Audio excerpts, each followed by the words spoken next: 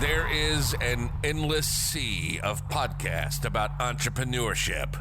Talking about it, but not living it. We live it every day. This is Inside the Wolf's Den, an entrepreneurial journey with Shawn and Joni Wolfswinkle, talking about real estate investing, but also encompassing general subjects in regards to owning small to medium-sized businesses, and of course, all the struggles that business owners must overcome to be successful. This is Inside the Wolf's Den, and this is Shawn and Joni Wolfswinkle. Welcome to Inside the Wolf's Den. We're here for another episode. My name is Shawn Wolfswinkle. I'm here joined by my lovely bride, Joni. Hey, everyone. Welcome back. And we also brought Brett Moses from behind the camera up front and with us here. And we're excited about this week because we're going to be talking about customer service and, more importantly, customer service experience. And Brett is, number one, a top-notch educator. He helps our everybody within our companies and just level their game as far as delivering superior customer service. So welcome. Oh, thank you. Thank you guys for having me. Thanks, Brett. And thank you for those kind words. Yeah. I appreciate being here. I'm used to being on the other side of the camera, pushing buttons. So I have an instinct to run over there and make sure sounds are level and that I bounce between camera. But we're just going to do one wide shot and let it roll. We're sort of flying blind. Know this is, you add a lot of value to our company and, have helped our company grow in this aspect. So I think it's great that you're here with us today. Well, I appreciate the opportunity. I remember when this podcast was just not a dream, it was an idea. And we talked about things we wanted to do or things you guys had planned. And so here we are. We're doing Absolutely, this. Absolutely, So it's great. it's fun too. So we enjoy it. Yeah. Awesome. So Brett, if you don't know, is usually he's the producer and behind the camera and running everything and making this all happen. So, but we wanted to really bring him and have him lead this because I think he does such a good job in customer service. So we're excited and let's get into it. All right. Yeah, so I guess let's start with the difference between customer service and customer experience, right? We look at it as, I would say, customer service is more reactive and customer experience is proactive. Absolutely. Yeah. Yes. What's your take on that, Brett? You got it right. In the customer service experience, you want to anticipate what the customer might be feeling, right, and head those off if there's going to be trouble. Or it could be just calling or texting or emailing happy birthday when it counts, right? Yeah, absolutely. And so those are the difference. Those personal connections. That's what makes for a great customer experience, right? We all know when we've experienced this with restaurants or companies that we do business with, but to implement it into your own company and to get buy-in from every member of the organization, from reception all the way through to our sales associates out there, to in our property management case, our CSRs, to facilitate that experience and to take those best practices and actually implement them in their interactions. That's what we have to get after. Right. It's tough, Yeah, right? Absolutely. In training, we have to train our staff. We train them all the time on this, and we just I started to read the book with Never Lose a Customer Again by Joey Coleman. Great which book. is one of my favorites. I've read that twice already. Yes. And I've added it to our training manual because there's some great information in there. Really, I felt like it's helped us through COVID. That's right. That's exactly right. Right now, we're using this as a textbook in our customer experience workshops, which was called customer service workshops. What we're trying to do is take everything to that next level. Right? That's the difference maker. Mm-hmm. That's how we grab market share. That's how we become special, and we get those raving fans. Right. Yeah. And so I love the book. I've read it twice now, and I love going back through it. Just like you, I love going back through it now and sort of teaching from it because I get something different from it each time. Yeah, and this is the second time we've read it within our organizations. So we brought it back again because we thought it was so valuable and provided so much information. That's right. You guys covered this before I got here. Right. Correct. Yeah. Okay. Absolutely. So it's an awesome book. Highly recommend it. Something we do in our organizations, we read books as a company, and So we rotate books like probably once a quarter. Once a quarter. And that's how we help train and help, further develop our staff. So if you aren't doing that, I highly recommend it. But this is one that we've been focusing on. So explain more about your what you lead in the customer service or customer experience. Okay. Roundup. What does that entail? How often is it? Is it the whole? Is it everybody? And then what do you plan for that? We do a customer experience workshop every Thursday. Every Thursday after our huddle, and what we do is we focus on best practices out there, key language that's being used to communicate with tenants, owners, whatever entity of all of the companies that we have, whatever we need to represent in communication to those customers. And so what we do is we'll problem solve, we'll role play, and really teach the best practices and get them implemented, because I really believe that you can't mandate good service, right? We've all been to the workshops at the business, conferences. That Saturday where you spend 2 hours listening to a keynote speaker. Those are great. I've gotten a lot of my best practices from those types of events. However, they're tough to implement into the organization. It's hard to get buy-in, right? And so I feel like what I try to do is inspire them to want to do it, and to want to implement and take the time and effort and energy in every interaction with every customer to make that a tailor-made experience for that person on the other end of the phone or the email or the text, right, is to create a moment for them.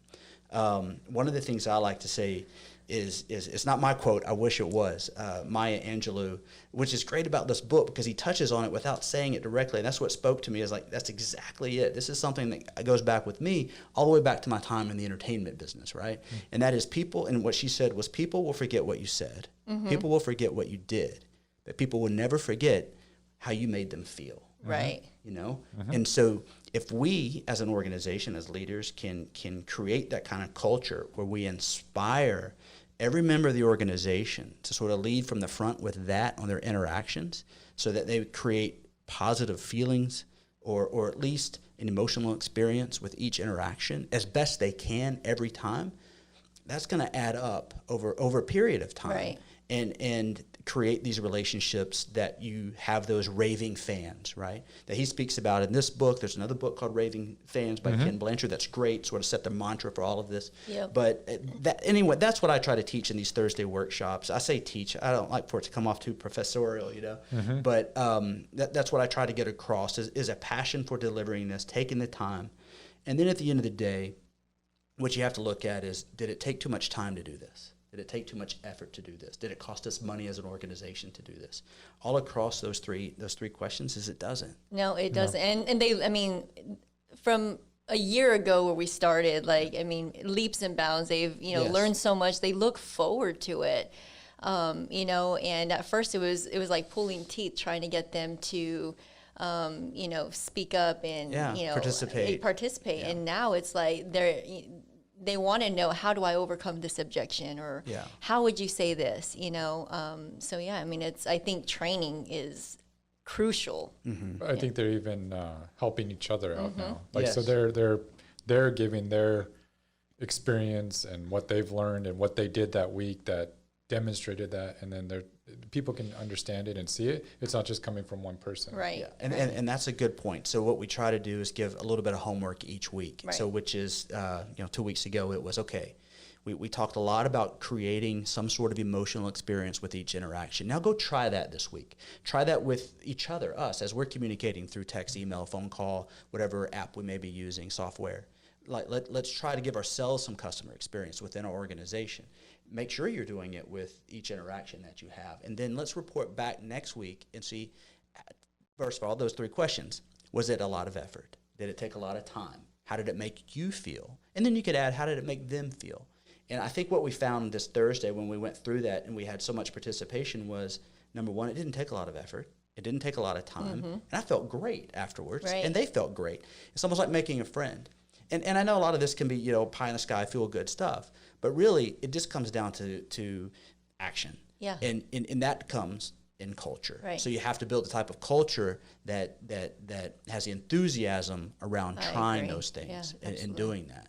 And so far, I think we're taking those strides. It shows in our KPIs. That's the other thing, is that we actually have hard data, right? So it's not just an idea. We have data to prove that this is working. Yeah, absolutely. And for our listeners that are listening right now, if you can get the customer experience right, and it's going to set you apart from the rest of your competitors, right? Sure. That's a good point. We're in the service industry. I say we have a lot of different companies again, but what I'm talking right now is in our property management company, right? We're in the service industry. There's other property management companies, but if they're not focused on delivering customer experience, and they're still just getting customer service right, that puts us ahead of the game. Yeah. And so that's a reason. But the other thing, this is what I try to communicate in each Thursday too, is that we're good people. We do a lot to hire good people. We make sure we're hiring the right people and to fit into our culture and to have this self-development want that we all have, right? That's sort of in the fabric of who we are as a company. And so when you come aboard, that sort of, it's not mandated, right? It's inspired. And so that's what we have to keep doing to keep influencing the buy-in so that we can keep getting that market share bottom line. Yeah. And most companies, I think most companies focus on getting in new business, bringing in new clients, but then they don't focus on their core customers. Yes. And so they realize that the retention part of it, they're losing clients out the back because they're not focused on the customer experience part. Great point. We talked about in U.S. News and World Report last year, they put out an article, and 68% of people, they leave a company because of bad, they feel neglected, right? They feel neglected. And 82% of those because of one singular issue in which they had some problem with that company. Yeah. And so if we can get in front of that and be proactive, then you can keep down that churn. And that's part of it, because that's one of the things that I love about the tenets of his book is never lose another customer again. It's not just about going out and grabbing more customers and new customers and getting them through your sales funnel and your pipeline, because there's a lot of salesmanship on the front end of that. With just cost. Yeah. People don't realize how much cost it is just to acquire one customer. Absolutely. You have in this book, you have 100 days to get it right. Correct. Yeah. And the onboarding and, wowing the customer, you have 100 days, otherwise you lose them. And it's through the handoffs from the sales, from accepting the agreement, coming on board, to moving through the entire system. And on our property management side, that's meeting our CSRs and going all the way through to maintenance and make ready. So it's important that there's a through line and a connection between the relationship of our company and the customer all the way through, and that it's not just focus, which so many companies do, is focus on the front, on the sales section. Yeah. Absolutely. Yeah.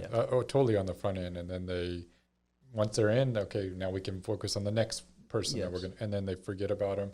They go out the back, especially in property management companies. You see it. They're constantly, the ones that are good bring in a lot of accounts up front, but they're out the door. The back end. And one of the things that we do, as soon as we hand that off, we actually assign them to a customer service manager, and that customer service manager, for the most part, handles them throughout the entire, since they're with the client with us. So some of the things that they do is, when they're a new client, they'll call that client, for the first 6 weeks, just to make sure that everything's going smoothly. They don't need assistance with anything. And then, we do weekly videos to them just to check in. Our customer service managers are always, they're their advocate, right? Yeah, that's right. And that's I'm glad you brought that up, because that's such an important role. Because once we get a customer on board, right? What I love about Joey Coleman's book here is he talks about they become a member of your tribe, right? So they're a member of our tribe. We have a relationship. We're bringing them into our culture. So we got to cultivate that like we would any of our friendships or relationships that we have, is that they're a member of our team. And how do you do that in big organizations, right? Where you could have thousands of customers. Well, you have to have the right technology in place. You guys are great about making sure that we have that at our fingertips, whether it's the apps, the APIs, or the CRMs, whatever it might be that we need to make sure that we're taking good notes. That's the other thing. Right. This is almost a Herculean task if you're not taking proper notes on your customers and your clients and getting the data. And it's okay. That's okay. And I'm not saying that you need to personally remember every birthday of every customer we have. But if it's in the notes, it's okay to say, hey, it says here it's your birthday coming up. I hope you have a great day, great weekend. Those are the kinds of things to go the extra mile. You have to mean it. We don't want to be automatrons and say things that we don't mean. And that's where culture comes in. That's where hiring the right people that can use the software and use the technology to still come across as human beings and make great connections, because that's what we're trying to do. Right.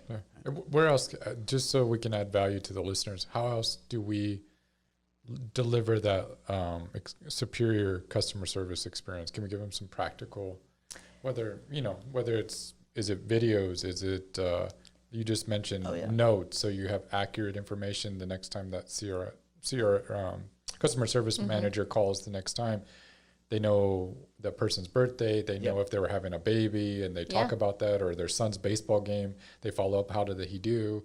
And it makes a big impact. That's just some couple of ways, but how else do you videos are great. I mean, we use those in our company all the time. And in fact, during COVID, I mean, we experienced this with Hurricane Harvey as well, but just being proactive, giving them, feedback week by week on how things are in the market, what's going on during COVID. I mean, I've gotten owners that email me and text me and say, hey, Joni, thank you so much for that video.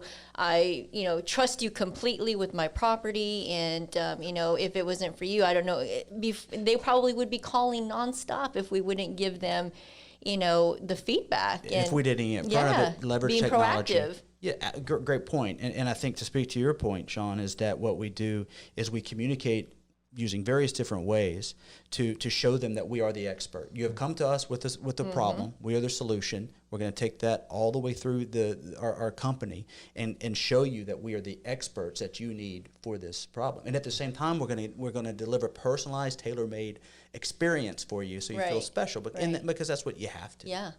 So. Yeah. And with one of our, I think it's in our core values, and the way we deliver is we always got your back. And so I think that's another way to demonstrate that, as we always, through the customer service experience, we show them that we have their back. Right. And going to support them throughout this whole process. Yeah. And even our residents, the same thing with them. We have their back, and we have some great programs out there for them as well to deliver the great customer experience. Want to tell a little bit about our red carpet? Oh, sure. Treatment? Yeah. That was Brett's signature. And absolutely. He brought out he went back into his days of walking the red carpet. But I mean, they love it, though. Well, that's I'm glad you guys brought that up. I wasn't expecting to speak about it today. The idea, again, even before we started focusing on this book, it was to build a great experience for them. So for many of them, it's their first time to rent a home. For many of them, it's their first time to have a single family home, right? So they've gone from an apartment to a home, and they're excited about it. Yeah, they're excited when they pick up the keys. How deflating would it be just to walk on in and grab a set of keys, sign a document, and leave? Right, Instead, what we've done is we focused it on becoming an experience. Now, I will say that COVID has sort of taken that to a back, yes. but I think the sentiment was right, and what we're trying to achieve for them, and that's deliver an experience. Right. Because other companies, it's not just because other companies aren't doing that, but because it's the right thing to do. Yeah. And I think if we anchor ourselves in the right thing to do and keep hiring and building that culture, man, that's where you get not just raving fans out there that want to go out and give you great referrals, but also a company culture where people are banging on your door to work for you. And you have lifelong residents. I mean, Yes. I've had resident, because of the experience that we're giving them, they're, if the house is too small, they need to move on to a bigger house, we retain that customer. So... And it can be difficult to do, because one of the entities that we are, again, is the property management side. These are homes, and homes they're in the weather, right? So there's all kinds of problems and issues that we need to communicate, right, with owners or tenants or whatever it might be. But I think if we're proactive and there's a relationship already there, then it makes it easier to have those tough conversations, right? If you don't, that's where you get those big flare-ups and the big problems that take everybody in the organization. Oh my gosh, someone's upset about this. We need to fix this. Where with the communications there, we can anticipate, and even if we can't anticipate the problem, there's a relationship there that's in the foundation of our working with them that allows us not to have those kind of conflicts. Right. Or even if let's just take it one step further. Say we make a mistake, or say there's something that happens that out of our control, but it's still a bad situation. Developing that relationship sure helps smooth out, know, that nasty thing that they went through, or the mistake that we made, and we'll make it right. But a lot of times building that relationship over time helps you smooth it over and keep them. That's a and great sometimes point. If you make it right, they're even more of a loyal fan. Oh, absolutely. And some of the best relationships that I have personally, there might have been a conflict or something in there, and we sort of gotten to that visceral level of human condition, right? Right. And now we're over it, and it forms a better bond. And that happens. I've seen it 1,000 times with customers too. And where they when you make a mistake, there's nothing like a company that says, "I'm sorry, we made a mistake. Right. We're going to make it right. Let me show you how. Yes. Let me tell you how." I'm sorry that you experienced this. It's when you try to hide it or cover it up. That's where companies get in trouble. But that's something that you guys innately have, and that's one of the reasons I enjoy working with you guys, is because that just honest, truthful mentality of let's do the right thing. Yeah, I said it a while ago, and I'll say it again. That is a through line that I think is helps build a great culture and inspires people to want to give and do even more. Absolutely. And I don't think this is just for, I don't want you guys to think this is just for the property management companies out there. I mean, we obviously have, all of our companies are mainly service-based companies, but if you're outside of there, like if you're an electrician, a plumber, some kind of service, maid service, whatever, kind of service business that we have out there, you can apply all this within that same type of business. So like, whether it's like in our plumbing company, it's all the way down to the way our techs dress. Well, first, let's take it one step further. The way the phone is answered when they call when they have an emergency and they have a clogged drain and they need something. It's the way they're taken care of up front, where we can get them into the schedule right away. We're not gonna, the phone's immediately answered always, so they're not getting a voicemail or something like that. Then and then they're going to get who the tech is coming out and their name, and then when they show up, they're in full uniform. They have a badge that has the same name as the customer service representative gave to the client. Down to, there's a lot of women or people that say, "Hey, these guys deal with drains and poop all day. Like I don't want to shake this guy's hands." Well, we even hey, we're going to hand a business card. We're not going to shake their hand because we don't want them to feel like, hey, I don't know where this guy's hands have been. Sure. I mean, it's just down to the littlest things that make such a great experience. So again, that's awesome that you brought that up. It's right on. You talk about the nuances, the little specific details. That's exactly what adds up over time, culminates into great experience. So and you bring up points about the way the phone's answered, the thought process of and Mr. Reuter bringing the rug and wearing the slip on to protect the booties. Yes, and so those are tactics that have been thought out, right? And in some of our best experiences ourselves as consumers, we're all consumers, right? So in those instances, what are some of the best things that we enjoy? Our favorite restaurants, our favorite stores. It's those little nuances that they got right. It's those details. Let's take restaurants are easy because most of us, even listeners at home, most of us go to restaurants. What makes your favorite restaurant your favorite restaurant? Is it because it's the best food you ever had? Is it because it's the best service you ever had? Or is it the best price? No. Exactly. It's the experience. And people will pay, as long as they get the value, they're going to pay. I'll take average food quality, I guess, or taste, if you will, however you want to describe that. But if I'm getting great service, personalized service, where I really feel like they mean it and they're not just sort of salesy or anything like that, but they mean it, and I'll pay that premium for that experience. And the price, depending on what you're doing, what you're celebrating, you'll pay for that service. Right, I guess my point is there's a reason why we frequent these restaurants, especially. And it's because probably more times than not because of the service. The service. Yeah. And the experience. Yes, Again, go yes. back to the experience, the way they open the door, to the way they greet you, even to when you call to make that appointment or the reservation. Yeah. Yes. How they took that and how were they kind? Was it a pleasant voice at the other side? I mean, you got to think through all of that. Yeah. And we did that within our company. We whiteboarded out our entire customer experience. So we took it from when they phone call to when they terminate because they're ready to sell a house. Mm-hmm. What they're going to experience and all the touch points along the way. And then and trust me, we're not perfect at this and we're still improving. And you'll find out, just like in any business, you fix one area, you're like, okay, now I got to elevate this game or this side of it or this department. And so we whiteboarded across our whole conference room the entire timeline of a customer. And then from there, we just, every time that client is touched or communicated with, how can we elevate that level of service? Yeah. And we just went through the whole thing and just started improving each and every department.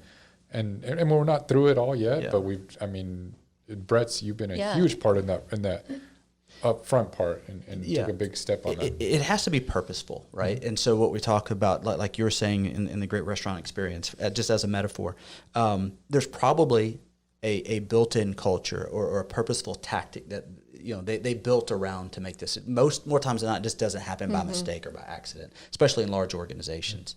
And so to get it to organically blossom is the tough part. And you're right. It does.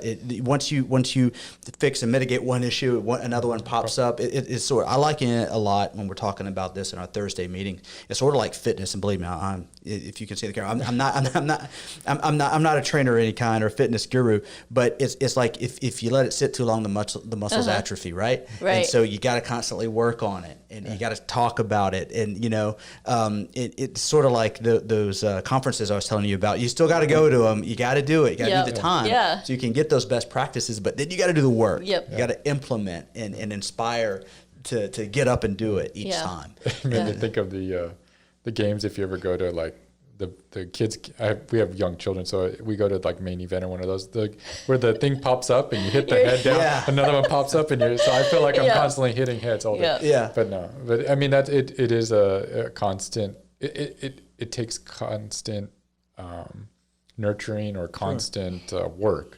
And discipline. And that's the thing. There has to be discipline and trust within each member of the organization that's on the front lines of talking with customers, because we have to have trust that they're implementing that each time, that they're not letting their life, whatever's happening in their life or their moment or how busy they might be with whatever they have going on for that day to affect that phone call, that they actually stop for a second and pause and have a clean take with that interaction. And that's trust. And they have to have the discipline to do it, and we have to have the trust that they are. And that and that just comes with time and I think I think consistency. Yes. Absolutely. And something that we did as well was we actually, for a reminder for our employees to, what level of service are you providing your customers? We have little cards posted to their computers where, is it criminal? Is it great? Or is it unbelievable? So they know, like, we are striving for unbelievable service. We're not striving for anything in between. We're striving for unbelievable. So how can you do that extra thing to make it to wow that customer? Yes, and it's customers, and also, dare I say, the vendors that we work with as well. Because I speak to more vendors and customers on a day-to-day basis, right? Agencies, whatever it might be, and I practice these techniques with them to have a better experience, right? And now I'll get my vendors that are more times than not, they're just, here's how it is. Hey, Brett, what's going on? Okay, we got that thing. We're going to get it worked out. All right? Yeah. Okay, here we go. Straight to the point. But when I can, I try to slow it down. Hey, how was your weekend? How you doing? How the kids? Or just talk for a second. And you're like, whoa, wait, where's that coming from? Right. And it's because I try to be a good human. I just want to know. I want to talk. If I'm going to be dealing with these people on a regular basis, I want them to have a relationship and build some rapport. That's what it's all about. And that's what we're trying to do, and trying to slow down, let them build a relationship with the customer, and not just for business purposes, right? Because we're good people. We want to do the right thing again. Yeah. That brought me, when you said that brought me back to, we did a workshop with our whole staff where we talked about delivering like criminal service all the way to unbelievable.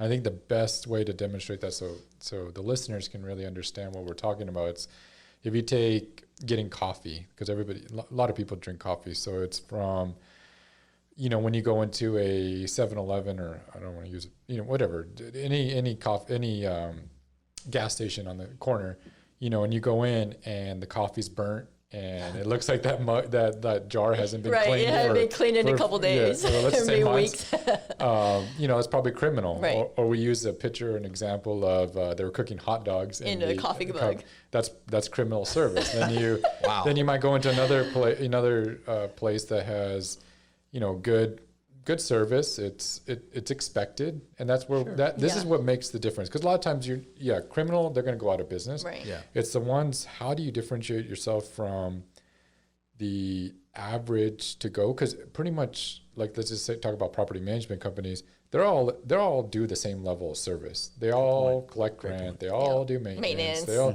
So how are you going to differentiate yourself from them?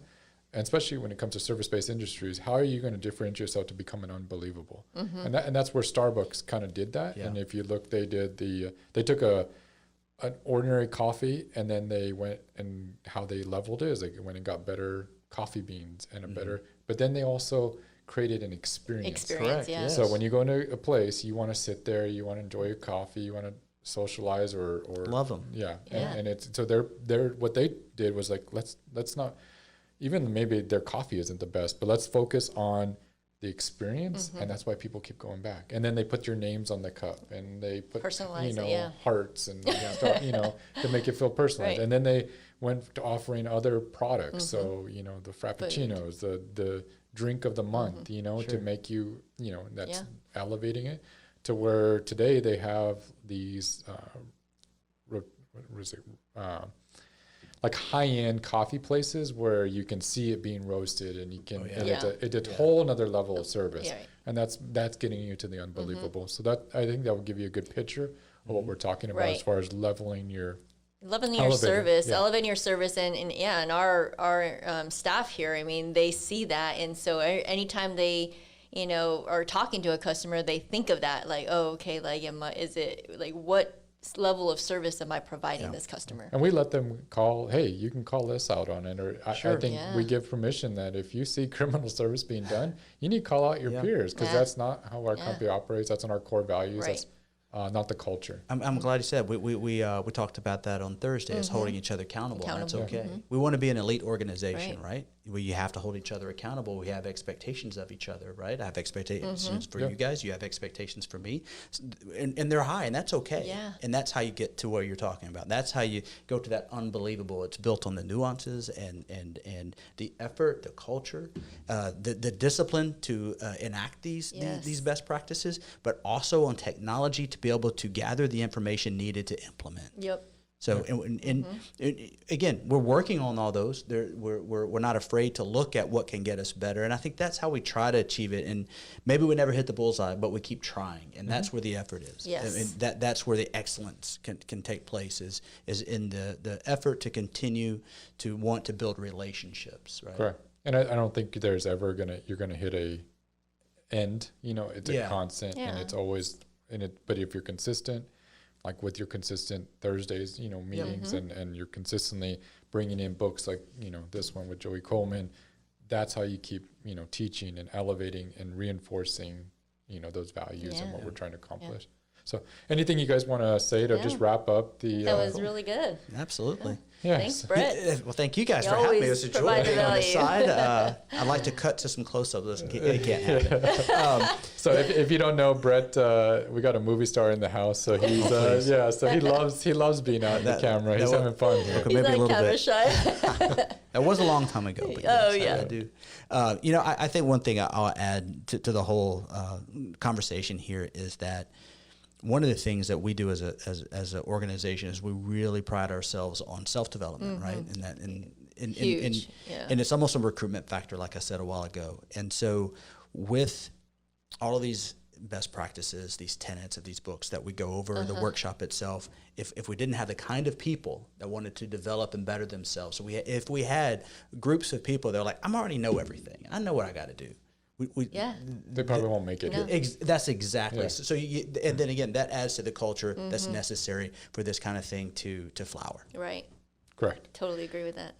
Well, awesome. Well, we appreciate you guys listening this week. It was a pleasure to have Brett. We enjoyed it. Brett. Yeah, we're going to do this more often. Awesome. And so, again, if you enjoy this, you're getting value out of this, please like it.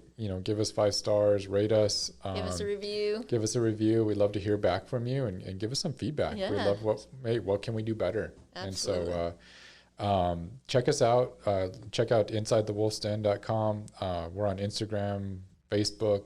We'd love to hear from you, and we'll see you next week. Thank you. It's great to join you guys. Thanks. Thank you. Bye. You've been listening to Inside the Wolf's Den, an entrepreneurial journey with Shawn and Joni Wolfswinkel. Tons of entrepreneurial podcasts are out there. Talking. But Joni and Shawn are living it every single day. Their portfolio now includes many franchises and medium-sized businesses. We talk about the trials and motivators of successfully running a business.